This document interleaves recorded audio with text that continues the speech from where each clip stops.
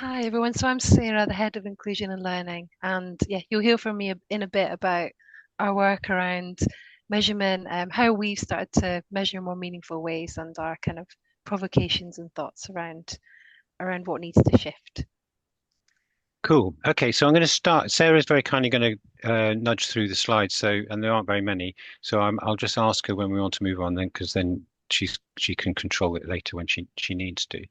So if you go to the next slide, Sarah, we're an art centre. We're not very big. We're right in the middle of the Oxford, and we're an old 19th century Gothic building, and we have 5 floors, including our basement, with all the things you'd expect an art centre to have. So we have a small theatre, and we take shows from all over the country, touring shows, and also we commission work and do our own shows there. We have studios where we have lots of classes and so on, and we have galleries where we show exhibitions, and we have a gorgeous cafe. If you go to the next slide, Sarah, um, in those spaces, we do a range of things which, again, you would expect an art centre to do. So we love it, and I could absolutely happily use the next hour and a half talking about all the stuff we do around art. I'm not going to because that's not the point of the meeting, but just so you get a sense of the kind of our preoccupation, it is absolutely about putting on performances, exhibitions, festivals of all sorts of different kinds, lots of workshops, lots of classes, dance, through to BSL, through to theatre making, through to creative writing, through all sorts of different things. And we support artists, but focusing on early career artists. And we encourage people to come and join us and eat food together and spend time together and connect with each other. All of those things are really important to us, and none of them are very surprising for an art centre. What is surprising is that we share our space with the homelessness charity Crisis, which most of you will have heard of, the national charity. And we're not next door neighbours. We cohabit in the space. We have the same front door, we have the same reception area, and our spaces are muddled up around the building. We moved in at the same time 14 years ago. So what that gives us an opportunity to do is to think a bit very deeply about how you can engage people in the life of an art centre who haven't actually come to you because they're interested in art and who might be struggling in lots of different ways in what's going on in their own lives, and how can an art centre be relevant for them. So moving on to the next slide, it means that we become really interested, or have become really interested, in what role does an art centre have in terms of people who are experiencing social isolation and discrimination and disadvantage, and how can those people be included in the life of the art centre? How do you approach that in a way that is human friendly and enables people to feel valued and feel bring the positive side of themselves, make a contribution rather than see themselves entirely as service users? How would you share power with people who are arriving at the work in different ways around decision making about what we do and how we do it? What the implications of all of that are in terms of the systems that are around us, and how they can be changed for the benefit, and what relevance that has to Oxford as a place. So try to think beyond being a cultural organisation in the cultural sector, but instead thinking of ourselves as being part of Oxford, and how do we play a part in making Oxford a better place for everyone to live in. So those kind of questions come up very powerfully for us. And moving on to the next slide, the practice that comes out of that is, alongside all the things that we do as a professional art centre, we're also working the whole time to figure out how can you include people facing tough times as a member of the audience, as a participant in a project, as part of a volunteer team. Really interesting thing happens when somebody who's experiencing homelessness joins our volunteer team. They suddenly become a contributor. They become a service provider rather than a service user. They become a crucial part of our team. They join our volunteer meetings and volunteer parties and so on. What's the implications of that? As trainees, and then we also have now permanent members of our staff team, and indeed members of our board, and artists that we work with and people we co-create work with on a regular basis, who originally came here to get help from Crisis, and indeed others who may not be experiencing homelessness but experiencing disadvantage in other ways, who are part of the run of the art centre. And we brand this work Hidden Spire, and we live in the city of dreaming spires where people come from all over the world to look at beautiful churches and chapels and colleges. And we've got a tower in the middle of our building. You can't see it from the outside. And it's a very helpful metaphor for us about the work that we do right in the middle of Oxford with people who aren't necessarily part of the Oxford that is understood through the global brand that is Oxford. Oxford is one of the most unequal cities in the country. So moving on, what we also then do is try and find ways of contributing to a wider debate about all of these things. So we've just had a thing called the Marmalade Festival, which is an annual festival bringing people literally from all over the world. We had just shy of 3,000 people come in 2 weeks ago for over 4 days to a whole range of different sessions looking at social justice and various issues connected with that. And what we also do, moving on, is have a local group which call the beautifully can be abbreviated to OMG, which is brings some local residents, community-based organisations, strategic authorities such as integrated care services and the city and county councils to sit together and think together about how we can experiment and learn together by kind of approaching work differently and focusing very much around place. And the kind of inquiries that we've dived into from the Oxford Marmalade Group have been themed around how do you make services more human friendly? How do you think deeply about sharing power? And how do you measure meaningfully? That is I had very little time to be able to tell you all about the old fire station. That's my best shot. That's my introduction to the old fire station. So Polly, I'll hand back to you for what you want to ask me about meaningful measurement. Yeah, thank you, Jeremy. Yeah, really brilliant work. We were very lucky to see the Hidden Spire and the old fire station during Marmalade the other week, and it's a very inspiring place. So thank you. Yeah, so just kind of leading on for that, I want to understand a little more about how you became so obsessed with this topic of meaningful measurement. Where's this come from? Kind of the issues that you faced and where you're going with that. So if you could speak more to that, that would be great. Sure. So um, I didn't see this coming. But basically, I'm quite old. I'm about to retire, in fact, and I've spent an awful lot of time in the voluntary sector, and I've spent in that role in lots of different roles. It's often been my job to try and raise money, as I'm sure a lot of you have that issue as well. And what I found over and over time is that there's been this massive gap between um, how we measure impact and how we report on that impact and what I would call genuine learning and a confusion between when are we doing things in order to actually learn and when are we doing things simply to be accountable to funders and and I felt under pressure to overclaim when we're writing a funding bid and then overclaim again when you're reporting on a project and that somehow we've got ourselves into this place where we are often counting things we don't believe ourselves. I mean, not that we're making it up, but they're just the numbers don't mean very much. I mean, an example for me is, I might say to a funder that over the course of a year, because they ask me for a number, and I say, well, we might work with 100 people who've experienced homelessness or something. I'm just making this up now, but we might say that, and at the end of the year we can count 105, which looks really impressive. We can put that in the box, and it's a success. Great, well done us. But actually, I know that only 80 of them had just touched the project from a distance, and another 20 have had a really strong experience, and five of them have had a completely transformative experience. But that number, 105, doesn't tell you any of that.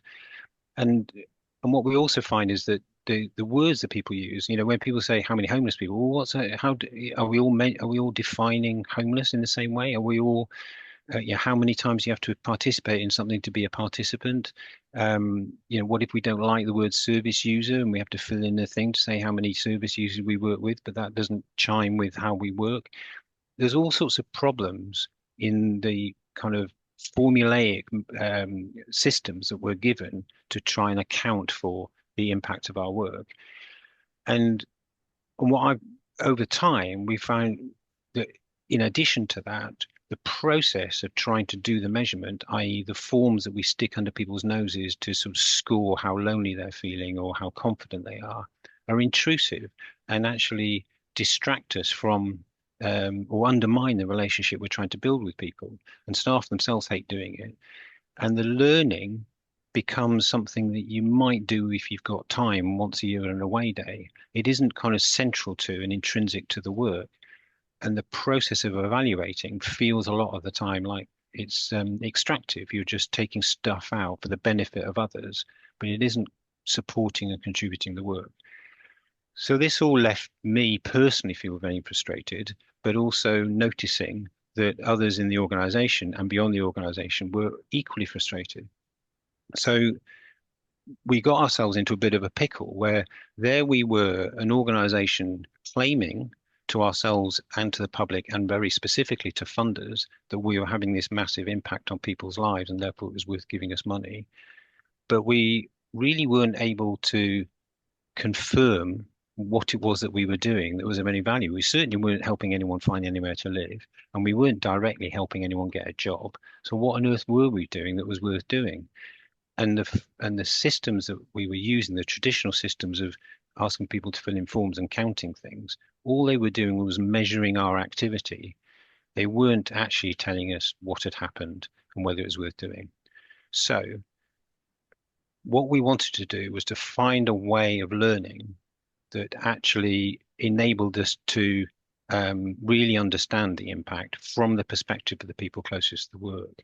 And as it says on this slide, that happily what we found is that if we do focus on the learning instead of accountability, if we do focus on improving instead of endlessly just trying to prove how brilliant we are, ironically, it helps us be more accountable, and it helps us prove better what our impact is or isn't. So that's how we got into this. But I'm going to let Sarah sort of talk in a bit in response to Polly about, okay, what is it that we did in response to that? So I'll hand back now. Brilliant. Thank you. I think, yeah, for us, definitely that term improving rather than improving really chimed with us, and how do we learn and embed those processes. So yeah, thank you for talking about that. Sarah, yeah, I'd like to ask now, what's kind of been your solution to that? How do we move on from these problems? Sure. So I can maybe explain a bit about the particular methodology that we've used, and then also more broadly what that's taught us around generally what we think needs to change and how we can move forward. So as Jeremy said, we were kind of, very frustrated with more conventional approaches to evaluation. We were looking for something new, and we arrived at this approach called storytelling, which is a methodology that we developed kind of alongside two external evaluators, Liz Firth and Anne Perry. And in essence, storytelling, it involves collecting stories from people about their experience of a project or an area of work, and then bringing people together to discuss those stories and think about the learning that's emerging from that. And it's kind of good in that it's good at kind of capturing learning that's maybe kind of unexpected and complex and diverse, and for really kind of helping to understand how that change happened. And on the slide here, there's kind of the 6 key steps that this methodology takes us through, which we have whole trainings about, but in a nutshell, basically, first of all, what we do is we recruit and we train people as story collectors. So these are people trained in how to guide a conversation with somebody and hold a space in where they can reflect openly about their experience and what mattered to them. We then identify storytellers, and so who are people who reflect a breadth of different perspectives around the thing that we want to learn about, and we brief them, making sure they really understand the process they're walking into and the ownership they have over that final story, and are kind of feel supported and comfortable in that. The storyteller and the story collector, they then sit down one-on-one and they have a conversation about that person's experience and what it's meant for them. And it's guided by 4 key questions. What's been your experience? What's changed for you? Why was that change important? And how did it happen? But these are very much the kind of ground we want to cover over the course of a conversation rather than a more structured interview. That conversation, it's recorded, it's transcribed, and then it's edited into a story that is 1 to 2 pages long, that really captures the key things that that person said, but in their own voice and words. So we're not kind of everything that's on that page is from that conversation that they had with us. So we want it to be their voice that really kind of shines through, and it's a very human story.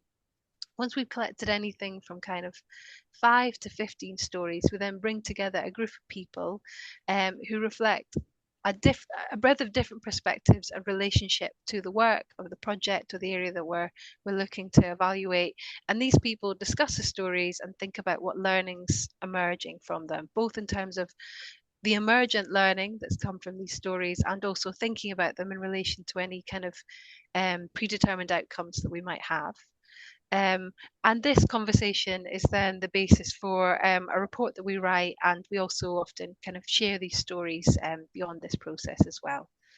And storytelling, it's had a really profound impact on us in lots of ways. It's really shifted evaluation, from this place of being an add-on that we kind of often, was an afterthought that we, kind of hurried through, to something that's become really central to who we are and what we do. And the things that really we found powerful are that, first of all, it centers the experiences of those closest to the work. Secondly, that the process of doing all of these steps in and of itself is valuable. So it's collaborative, it's reflective, it's creative, it helps us as an organisation to listen better. And that thirdly, the learning that we get from this process, it's often really rich and complex and versatile.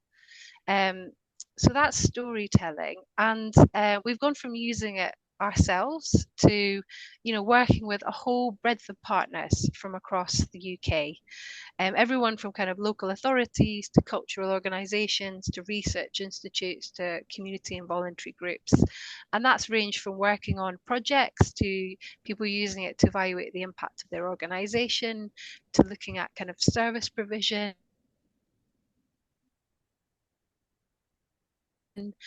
networks coming together to kind of together recently look at those as a whole and think about the learning. And then more recently, we found people thinking about storytelling in and of itself, and the role that can play in kind of how we evaluate impact more broadly. So it's also been quite impactful for us as an organisation too. It's kind of really embedded evaluation and kind of part of who we are and what we do in that respect too.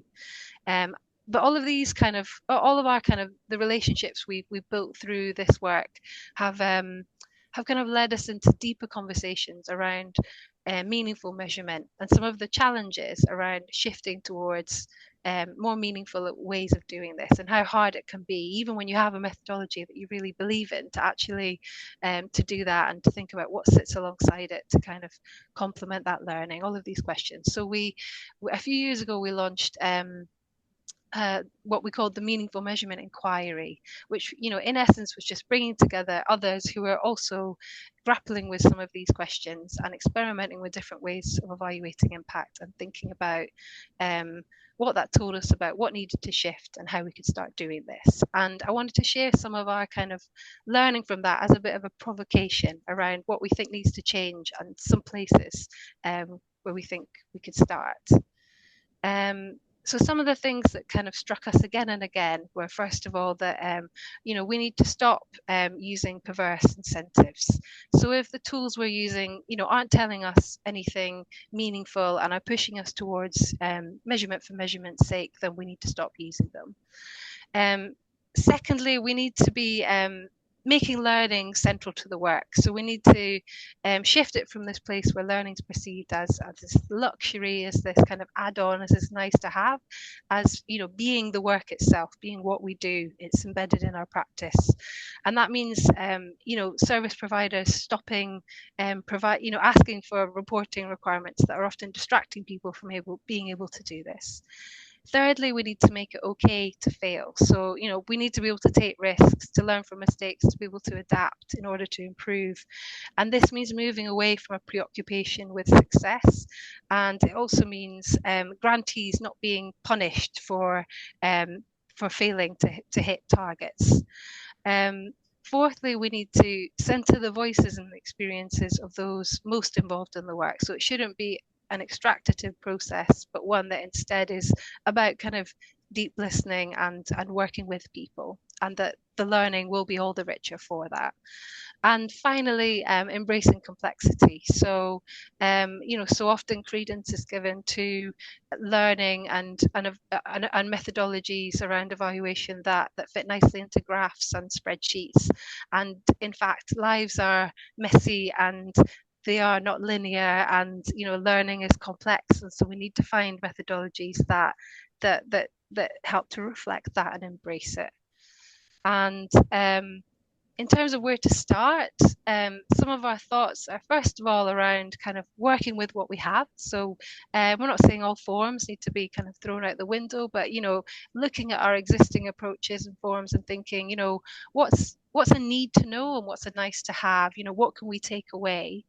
How can we focus on one or two things and learning them well, rather than trying to collect lots of data that we often don't have the time to properly engage with?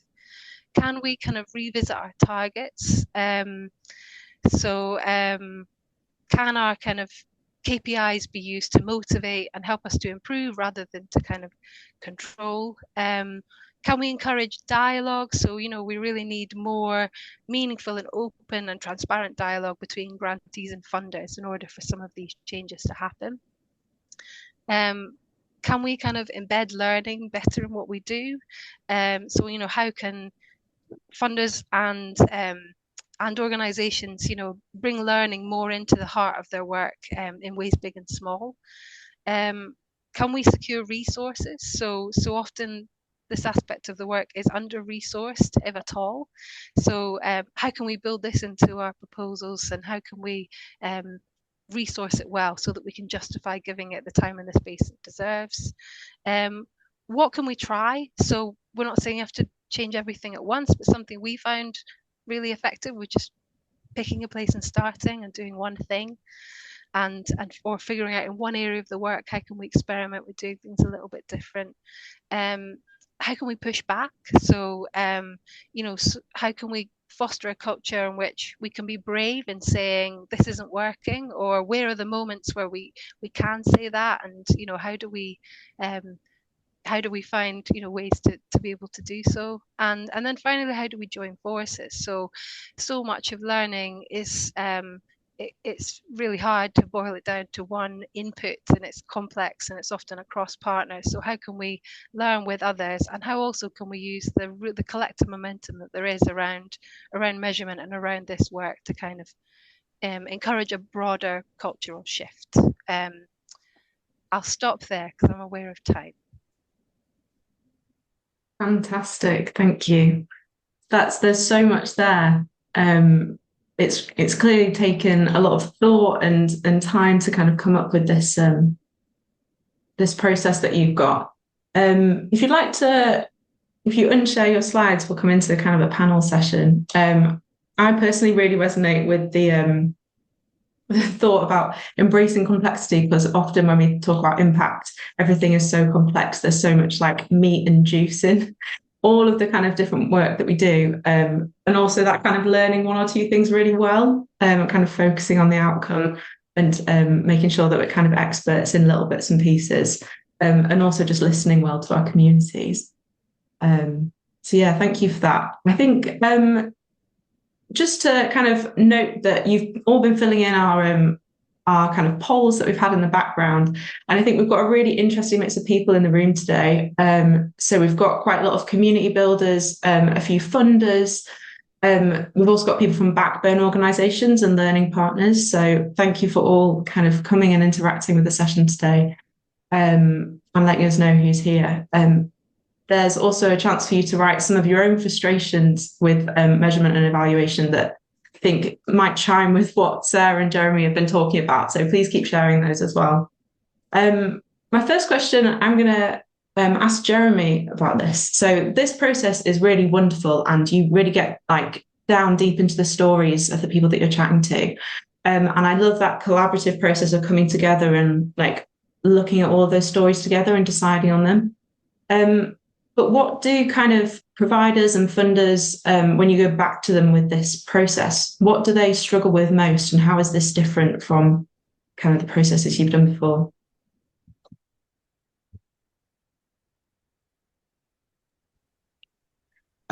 Yes. So, well, some of them are already in the chat, what people struggle with. So, which is interesting. I mean, I think the so the first thing from a provider perspective, or from an organization that's trying to um, kind of initiate this learning or hold this learning, um, one thing that people struggle with is the capacity and time to be able to do it. And obviously, time is money as well. So there's a kind of financial element to that as well. And in the and it's definitely the case that you need to be in an organization that has the capacity to spend time thinking about doing this in the first place, then recruiting those story collectors and training them properly, and looking after the storytellers, and then convening people, and then doing that report. And it's a big piece of work. You can't get away from the fact it's a big piece of work. The flip side of that, of course, there are two or mitigating factors. One is that what we found in a lot of we found it for ourselves, but we've also found it with a lot of partner organizations, is that when the measurement process actually supports the work rather than extracts from the work, it kind of adds to the project that you're doing. So, as you know, another way of saying that is that if in essence what you're asking your staff to do is to be alongside people and listen to them, and that's their job. That's what their day job is. And then their measurement tool is to be alongside people and listen to them. It's aligning, it's supporting the work. So it's adding value to the work, and it actually becomes the work, as opposed to being this thing that you've got to find time for that is different to the work. So although yes, it uses up time, it's often a lot of organizations have found that it's actually added value to the project itself, but it's also affected the organizational culture in a really positive way. It's changed people's own perspectives in a really useful way.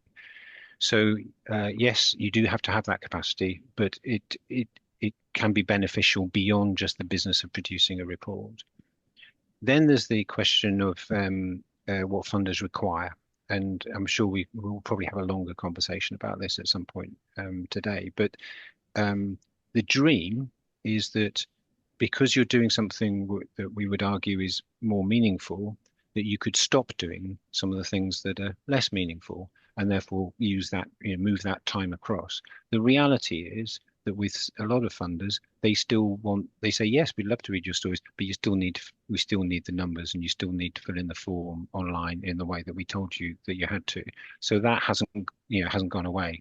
But I have to say it varies. With some funders, which gets me on to the second half of your question. How do funders, what do they struggle with? And one of the things we found really, really interesting is that there is there's a general culture, and this is a massive generalization, but people imagine that the reason they have to do this counting and do these things is because funders make them do it. And so funders are the baddies making us do this thing. And then we talked to a lot of funders, and they go, well, we hate it too. We don't like, we get these reports and they don't tell us anything about the detail of the work. And we don't know what to do with half these numbers. We don't use most of them. And so they're as frustrated as the rest of us. And it's almost like we've all got ourselves caught in this game, which we've been playing for decades now, where we all think we have to do these things. Otherwise, we haven't done a proper project unless we've done these things. When actually the frustration isn't all amongst providers.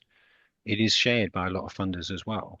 So, and of course, a lot of the grant managers we're talking to, they themselves have got a problem because they've got to do a report above them, or they might be part of a bigger national bit of funding and they've got to do a report into government or something, wherever the money's originally come from.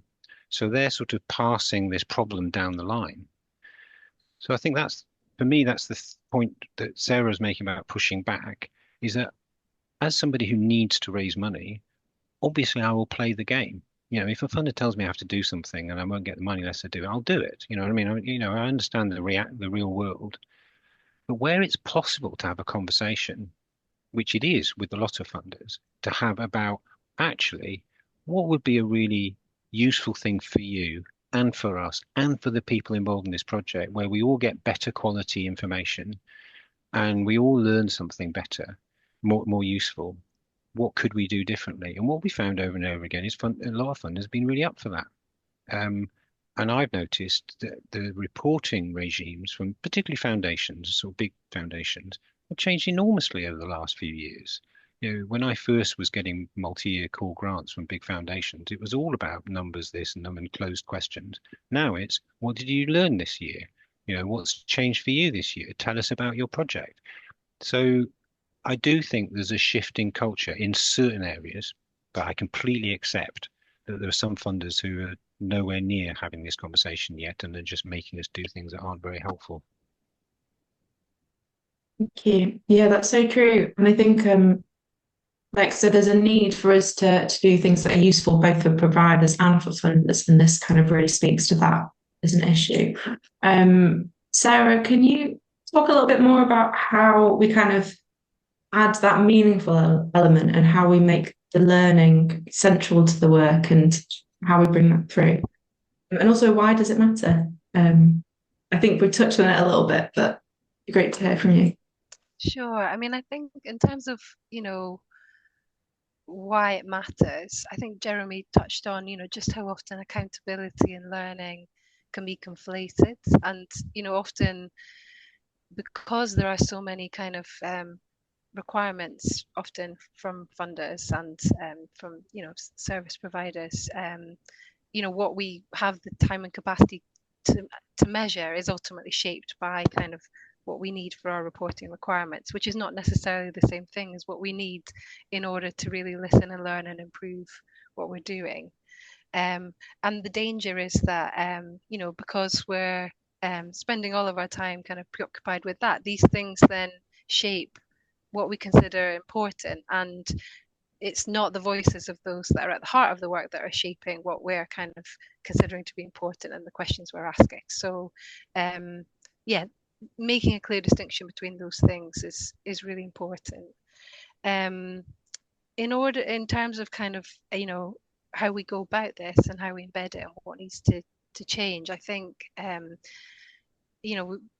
Jeremy mentioned as well, it's about kind of making learning the work. So how can we kind of find ways to kind of bring it into the everyday and find ways of kind of measuring that kind of enrich what we're doing and are less of an add-on. And I think for storytelling, that's where we found our kind of our win, in that it was kind of a way of helping us to kind of listen better to the people we worked with. It was shifting evaluation from this thing that was held by one person and had to be done to this really collaborative thing within our organization, that actually it helped us build relationships and work with others, so it really enriched what we do. So I think finding ways of learning, big and small, that kind of help it to become the work is really part of shifting towards that culture change.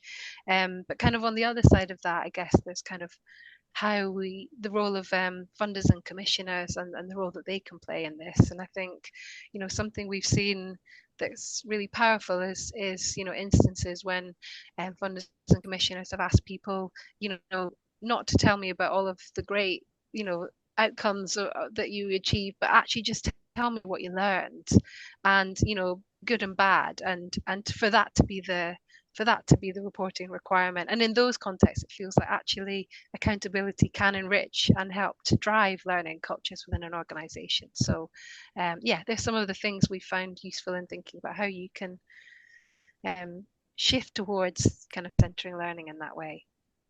Yeah, great. So I think one of the key things that keeps coming through is that kind of centering those closest and those beneficiaries, which is a very technical term for it. It's really the people and communities that we work with, and how do we bring that voice through? Could you talk a little bit more about how you do kind of center the work on them? And also kind of, there's a lot of people that might not engage with this process or that don't engage with the work, and it'd be interesting to know how you bring their voice through.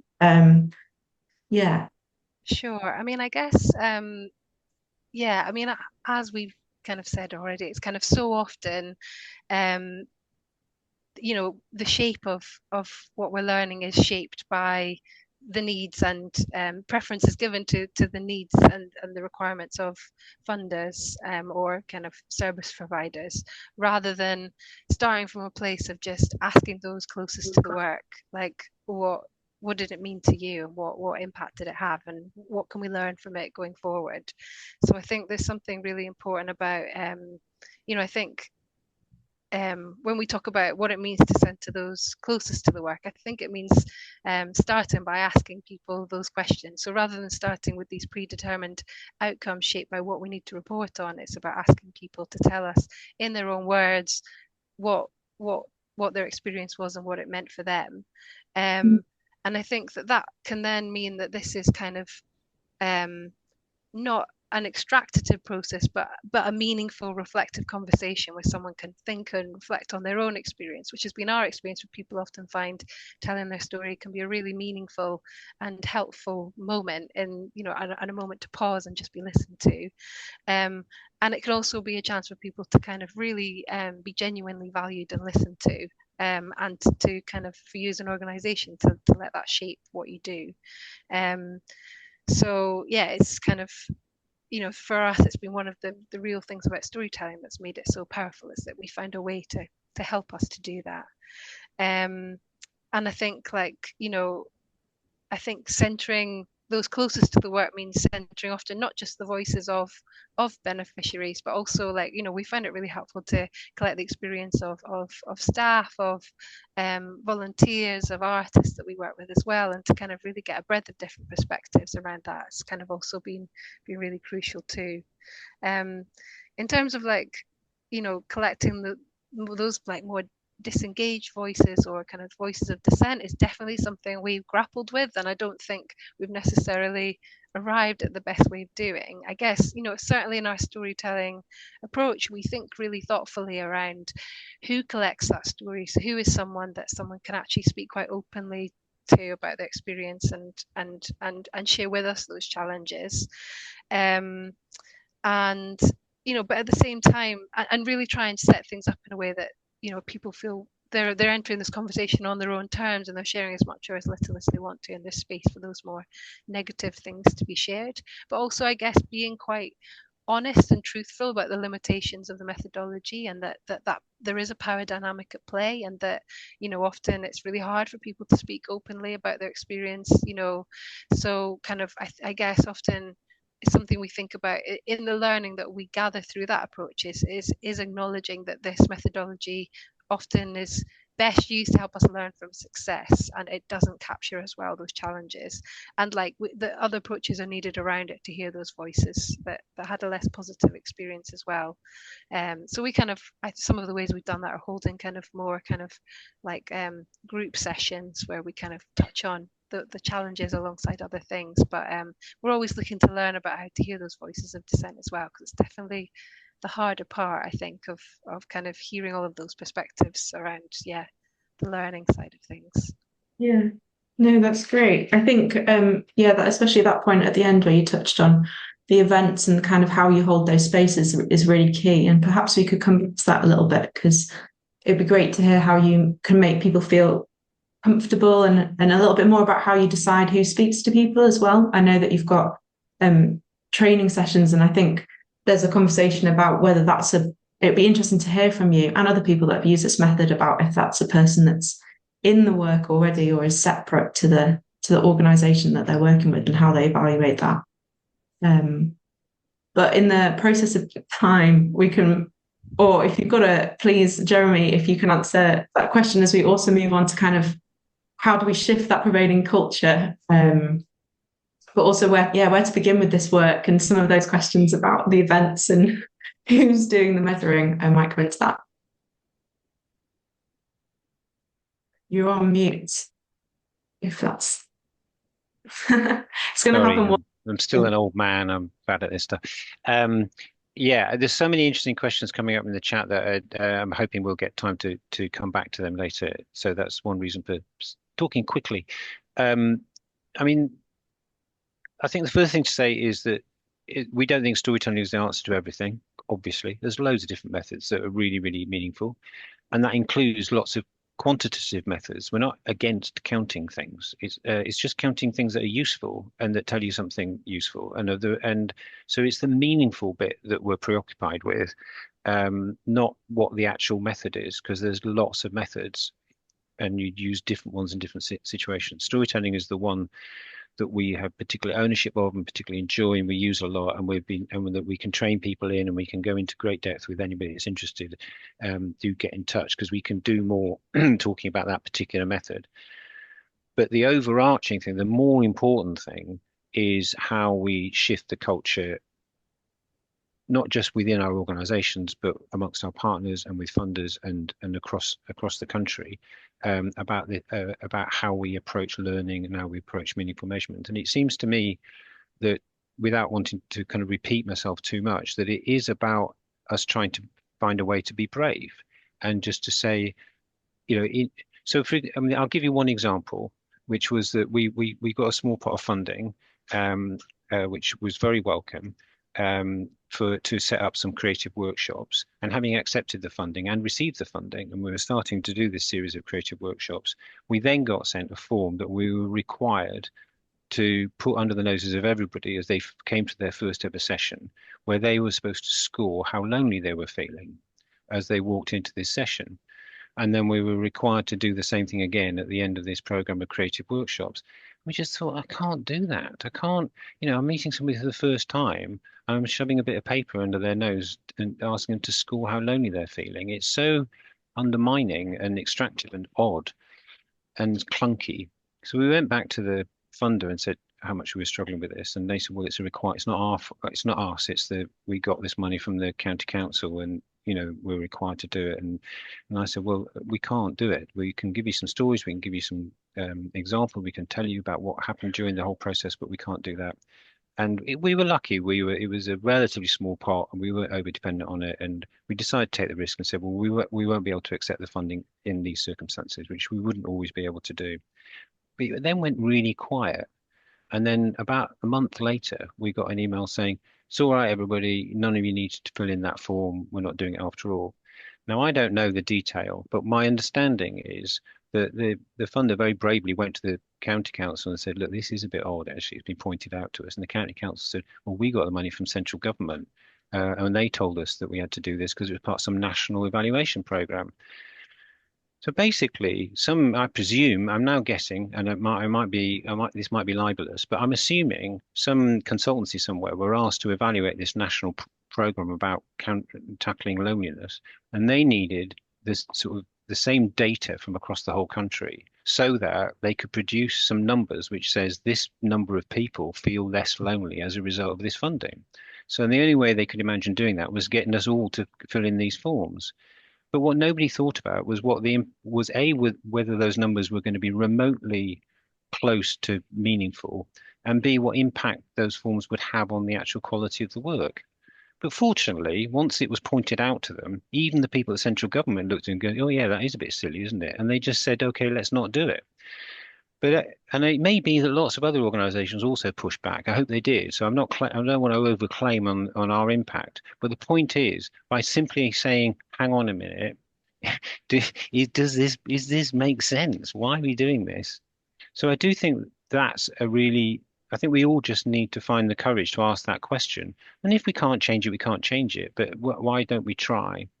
And I also think it's really odd that every time we set up, if we decide to any kind of budget, nobody would look at a project. Nobody would look at that project if we hadn't done a reasonable budget for it. They also wouldn't look at that project if we hadn't done a risk assessment and if we hadn't considered safeguarding.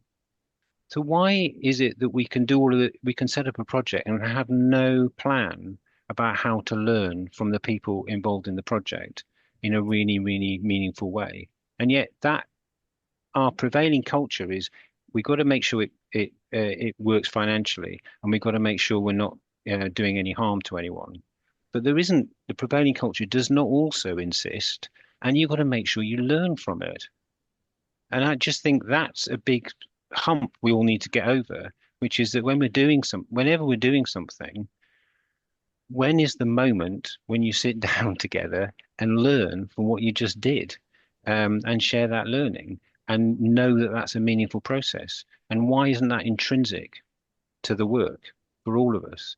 And of course, we're in a very lucky situation. We're just a little art centre, and the truth is, nobody dies if you don't get an exhibition up on time. I'm not trying to run a really complicated public service.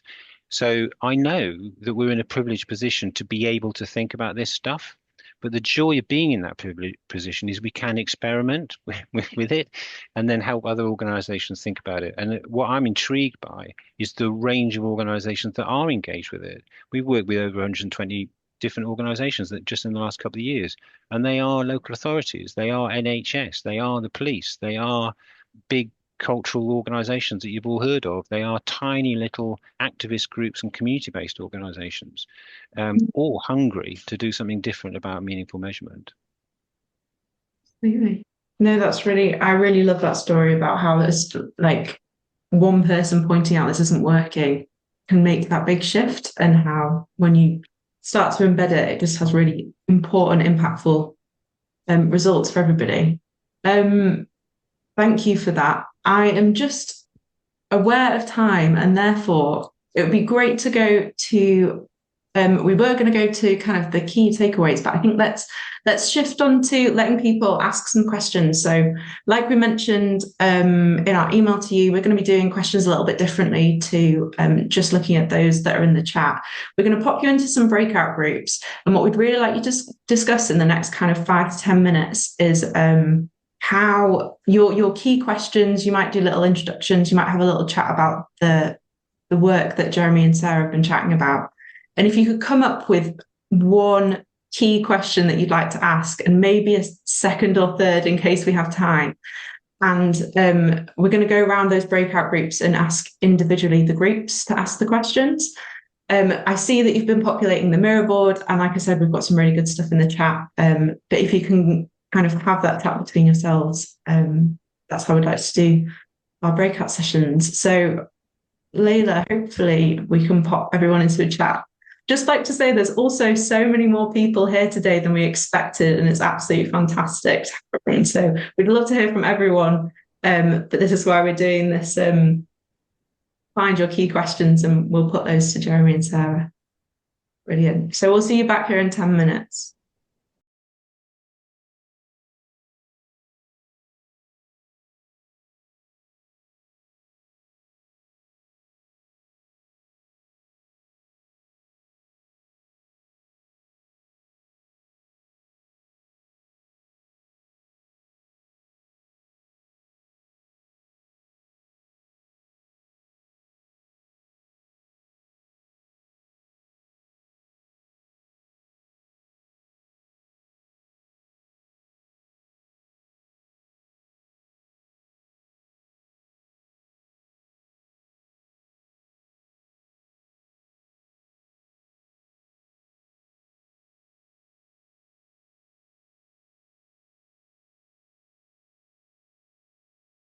So I hope you've had some really meaningful discussions. Thank you for putting your questions on the chat, but we're going to come round to hopefully each group individually, conscious of time. So if you have kind of a similar array of questions as to what's already been asked, let's try and ask some different ones and just be aware of what's come before.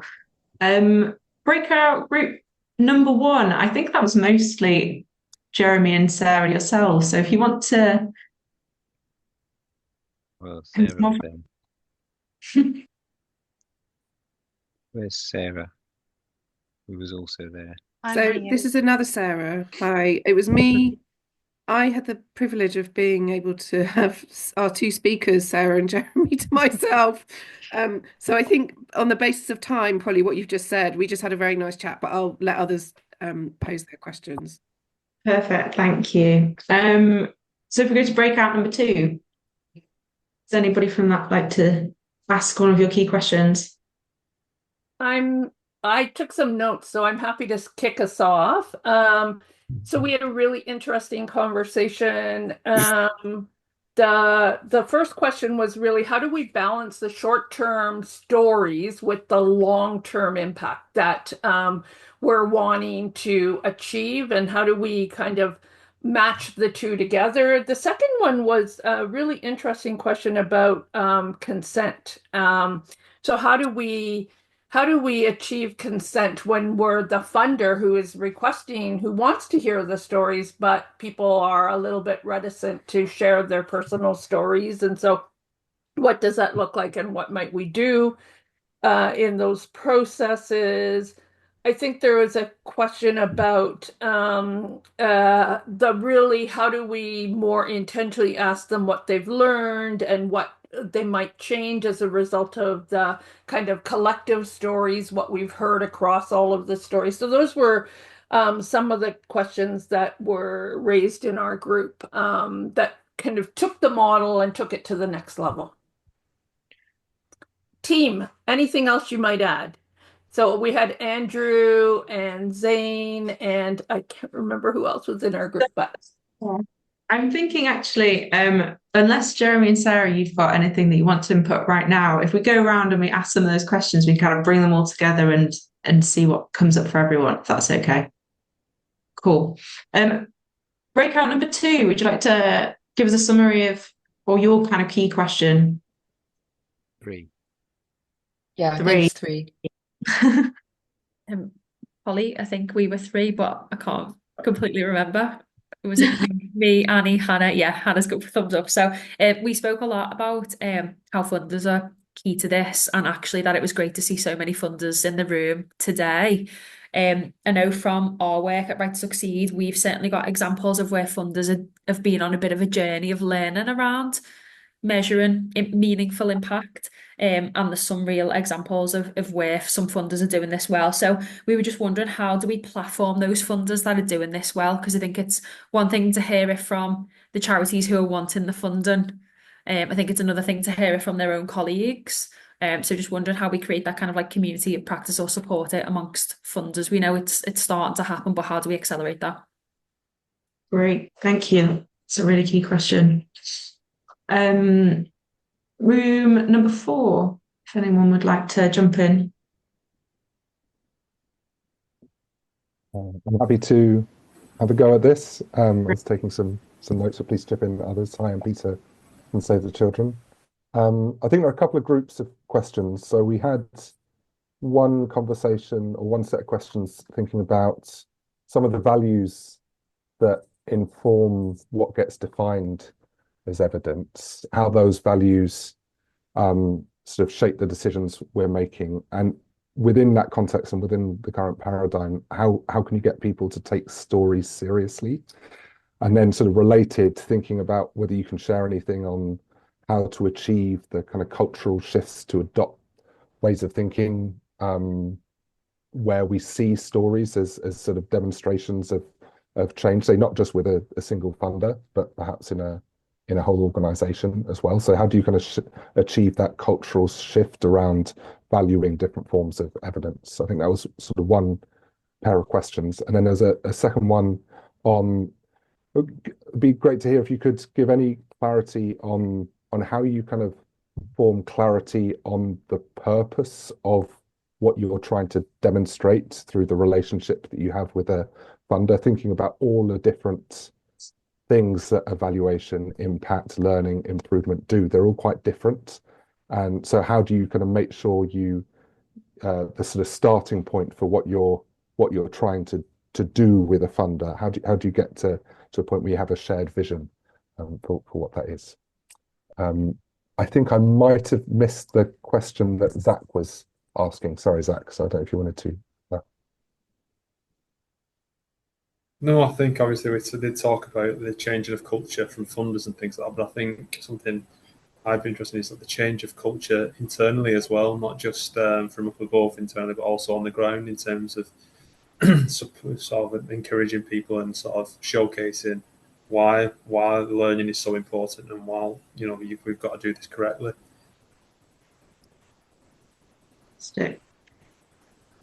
Thank you. Yeah, some really important things there about kind of the cultural shift, both in and out of the organisation, and a clarity in how you make that shared vision. So that's really key. Room number 5, would anyone like to share anything that maybe is a little bit different or that you all wanted to ask? Okay, I think we were room number 5 and I've been nominated, but the others are going to chip in if I've forgotten anything. So we had a really good conversation about the value of storytelling. It's something that we all recognised, and we all recognise that everybody has a story to tell. And it's really important that that platform's there. But one of the things we were discussing is that when you're in community, you are with so many different people with so many different stories to tell. How do you gather them and then present them and learn from them without writing a book? Whilst also keeping the person's voice, because it's not our story to tell, it's theirs, and making sure that it stays meaningful. That's one of the sorts of challenges we find. So yeah, any thoughts and ideas? We sort of discussed, we've explored ripple effect mapping, where we bring people together to tell their stories, and then that becomes, a picture that then looks at how stories connect. But just looking for some other ideas, really, to make sure that that powerful voice is still there. Great, thank you. I'd love to hear more about ripple effect mapping. I've not come across that before, so that's amazing, life-changing. I don't know if any of our group has anything to add. I feel like you did it so wonderfully, Debbie. I have nothing else to add. Thank you. That's always good to hear. Great. Just to pop back to our speakers, have you got any key points that you'd really like to bring before we go through the other breakout rooms? I'm happy to have a go at some of these, and then maybe if Sarah wants to follow up, that'd be great. I mean, the first thing I want to say is that what's wrong with this whole workshop is I'm not hearing more from you guys, because what we definitely don't have the answers to all of these questions. But I suspect amongst all of it, if we all brought our experience, that we'd have some much better answers. So I don't feel qualified to kind of give you easy answers to all of this. But I suppose my best shot at some of them. So on the consent question, the storyteller has complete control of that story until the point at which they've approved it, after which it is, they know when they sign their consent forms, they know that story is then public. So if they don't want it to be public, they can stop it at any point up until that final moment. And we have had that. We have people who've gone through the whole process. They've seen the edited story, they've commented on the edited story, then they're asked to give their final approval, and they say, well, actually, I don't really want it out there. Which is fine. We then withdraw it. So, but once they've said yes, their final yes, it's a public document. It's up on our website. It goes out, and we'll use it with funders, and we'll use it with anybody. So that's just a really important thing to notice, that there's total control over it until their final yes, and after their final yes, they know what they're saying is that that is now a public document. So that needs to be handled well and carefully. Just thinking about the kind of macro, kind of trying to understand the significance of the. I saw actually a question was in the chat earlier about whether there are common themes coming up. I think there's a piece of work that we haven't done yet that I'd really like to do, which is looking at what the similarities are in findings across lots of different projects that have used the same method in completely different areas. And what I know intuitively, having read a lot of these or been part of some of them, is that there are some strong themes. But we haven't done the piece of work that kind of can evidence that very powerfully. But intuitively, what I see over and over and over again, and it might be a project run by the Barbican in London. It might be a project with a tiny group, a kind of community-based organisation supporting migrants. It might be with a local authority on a kind of mental health project. It might be, incredibly varied projects, different size organisations, different themes, different sectors, different groups, and yet over and over and over again, people say the small things matter, relationships are crucial. It almost doesn't really matter what you're talking about. They end up saying that over and over and over again in their stories. Now, that's what I've noticed, but it would be really interesting to be spending more time seeing what the overlaps are and what the common themes are that emerge if you let people just tell their own story rather than answer your questions. But that's one finding, I can report based on my understanding, which I think is interesting. But yeah, I think there is a piece of work to be done about if we take all these hundreds and hundreds of stories that people are collecting. What are they saying about what works most? What is most important in people's lives? What makes the most difference? So yeah, that's a piece where we should do. In terms of funders, they're in the room. They're a better place to answer this than me. But what I know over and over and over again is that, as I can't remember your name, I'm sorry, but is that, yeah, there are some great funders there who have really changed how they approach this whole thing and are really enthusiastic about that change. And they do need to be platformed, because there are other funders who just haven't even, in my view, aren't off the starting blocks, haven't even begun to engage with this question. And some of them are very big. And so it's almost like we're living in this sort of parallel universe, you kind of, where some people just haven't thought about it at all, and other people have thought about it really, really deeply. And I think, oh God, they talk to each other. So yeah, I think there needs to be a bigger conversation between funders, and we'd love to be, part of that if we're able to be. And how? Thanks. Sorry. Oh, I was just going to say, in the process of time, could we? I don't feel like you've answered all the questions there, and I'm so sorry that we haven't haven't extended to have more time for this. I think you're right. There are so many more questions that we could ask and chat about. I just want to give a little more time to any of the other groups that might want to add, if possible. So I hope that's just a quick. Yeah, can I just say something? Yeah, go ahead, Mark. The group I was in, one of the funders who was there made a really important, insightful comment about the emotions probably being the most influential factor of whether something's effective. So if the person who's engaging in a program or a project, if they're feeling good, if they're feeling well, if they're feeling stronger, they're feeling alive, I think it's the emotions that have the most impact in terms of sharing emotions in a room, particularly if you can get people who are in power, who are disconnected, and you get them in a room with a group of people going through a life-changing journey. When they hear that, it does something. Do you know what I mean? Like, I've had commissioners say, okay, we get you, you're an alternative universe, what do you need? Basically being in a position where the commissioner is saying, just tell me what you need, because I get it. And I think the getting thing is through emotions. I couldn't agree with you more. And I think it was a really good example of that was the local authority asked us to use storytelling to evaluate a grant program that they had. And it's a long story that I'll make it really short. The end of the process, we did this, and at the end of the process, the officers had to somehow get that into the papers for cabinet for the local authority. And the structure of papers is very tight, and you have to fit them into certain boxes and had to be a certain length and a certain format. So they did their best, but then they just attached the stories. And of course, didn't expect the councillors to read them because they're busy people and they've got a huge amount of papers to read. All the cabinet members, apart from one, read the stories, and the feedback we got from the councillors was this was the first time they actually understood what difference the money made.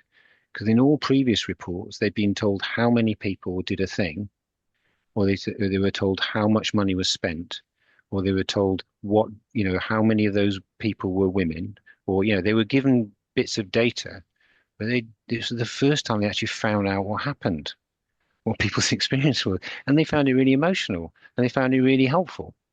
And of course, what was stopping the officers was that how can we get this into a format that works for them? And they couldn't. The format just didn't work. So they just hoped for the best and just attached the stories. And bless them, they read them. But I'm not saying that works every time, but you're right. It was the emotional impact of it was the significance. Or actually, this is the first time I actually know what goes on. Absolutely. Thanks for that. It's really meaningful. I'm very conscious of time, and like we said, we've had an amazing turnout today.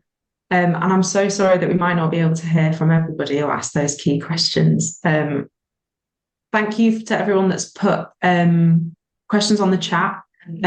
This is something that Face Matters and Jeremy and obviously the old fire station are looking into. So please do keep in touch, and we hope to answer some more of your questions kind of in the future or as this work progresses, and we'll see how this conversation develops. Jeremy and Sarah, I've got kind of a closing ask for you as to whether or not you can kind of, you've shared some stories with us, but could you really just speak a little bit about like what storytelling means to you, an example maybe of when you've used it before, and what you what your key takeaways are from all of the work that you've been doing, and we'll try and round it up in a short Well, speech. I'm gonna say read the takeaways that are on the Miro board, because they're the things that are important for me, and there are 5 of them, and I think that's the significance. Sarah's collected more stories than I have, and has been involved in more storytelling projects, so I'll let her answer the question. Great. I think for us, I think at the heart of storytelling, I think that good measurement is about good listening, and storytelling starts from a place of just 2 people sitting down in a room and having a conversation and listening, and that's kind of beautifully simple, and that the learning you get from that is really rich and deep, and the impact of that, we've seen the impact of that on individuals in terms of people having a space to be heard that maybe often aren't listened to often enough, people starting a story where they want to start it and telling the story they want to tell, and people feeling kind of like this is a really valuable process for them. And for us, I think it's been really meaningful as something that's kind of genuinely collaborative. But I also think, storytelling in terms of what it means to me, I've just was reflecting on some of those questions around how can we help storytelling to be taken seriously, and what role does it play in kind of communicating the more emotional aspect. And for me, that's what makes storytelling so powerful, is that I think that actually sometimes it's a misconception that stories aren't taken seriously. I think people want to hear stories, and they really, in our experience, more often than not, they are taken seriously. It's just about having the spaces in which to share them and discuss them, and that's where things like the discussion sessions we hold are really, really valuable spaces for people to be able to come together. It's not just the stories, but it's about those spaces where you can actually reflect and learn from them together, and the learning from those processes is really rich. But we find actually if you can go through a process where you're bringing people together for those moments, that's when the penny drops about, okay, this is a really valuable way to measure things, and this is useful in and of itself, and like that learning really resonates. So for us, I think that's what storytelling's really, it's meant a lot for us, but for me that's something that I think makes it really, really exciting. But it's just one tool, and like fundamentally all of this stuff is about, how can we use measurement in a way that kind of centers the voices of the people, at the heart of the work in everything that we do, and how can all of these things play a part in shifting organizational culture towards learning and towards kind of thinking about things like power sharing as well. So I think it's all the layers of storytelling that make it kind of really have resonated and been valuable for us. I will also share, I think it's on the Miro board, but in the chat we can pop our storytelling website, which has, I know someone had mentioned, wanting to see a story in the questions, that has a whole, hundreds of stories there to look at, that give a real flavour for kind of how you can bring to surface someone's voice and their experience in a couple of pages based on a conversation, basically. Yeah. Thanks for that. That's a proper conclusion and summary of such a lot of work. Great. So yeah, thank you to everyone that's come today. I hope you've got something meaningful to take away. Like I said, there's so much to cover here, and we'd love to have more engagement and more talks about how this might impact you and your organisation. So please do get in touch with us if you'd like to join our learning community and keep in touch with our webinars, and do reach out to Old Fire Station for some more information if you need to. Thank you so much, Jeremy and Sarah, for sharing so openly. You're very humble in saying that this is just one method, but everything that you're talking about really speaks to the fact that it means a lot to an awful lot of people, and it really does bring the kind of centres the experiences of those. people closest to the work. I mean, that's a really important part of place-based change. So thank you so much to everybody. And thank you for engaging with all of our tools and all of our chats today. Hopefully we can bring more meaningful webinars to you in the future. Thanks.